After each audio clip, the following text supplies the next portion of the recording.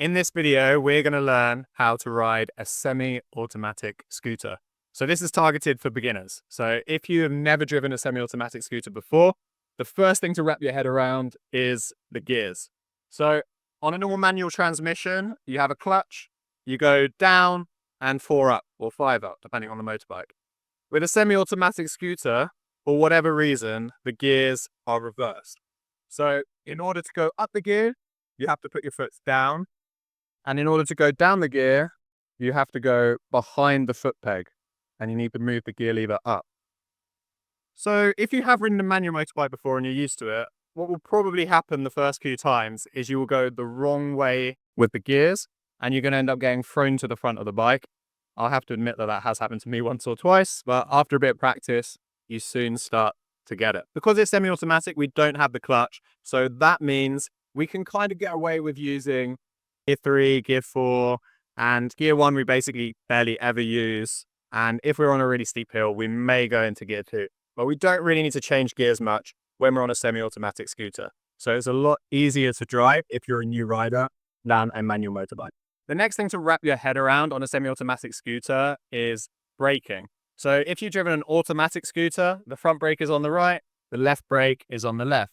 But when we drive a manual motorbike or a semi-automatic scooter, the rear brake becomes by the foot. What a lot of people do, which is a very common mistake, is because they're not used to using their foot as a brake, is they'll just use the front brake.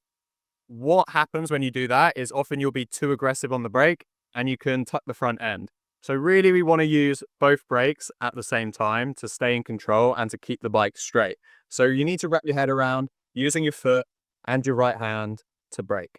And if you're new to driving a semi-automatic or a manual transmission, what you need to get used to is being able to use the engine to control the speed.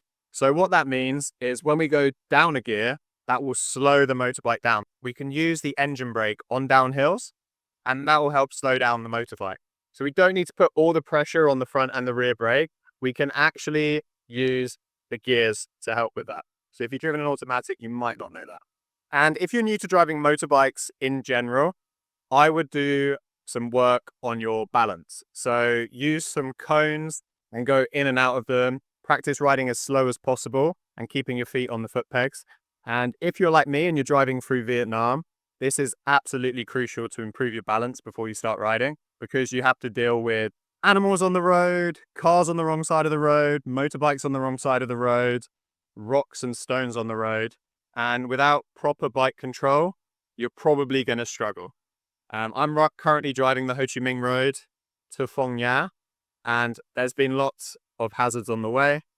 And if you are nervous about doing something like that, you can always book a scooter lesson with Dirt Bike Academy in Hanoi. One of the reasons I've gone into teaching how to ride a semi-automatic scooter is if you live in Vietnam and you do a motorbike license test, they actually make you do the test on this motorbike. So you won't be given an automatic and you won't be given a manual. So if you are living in Vietnam, you probably want to learn how to drive one of these bikes.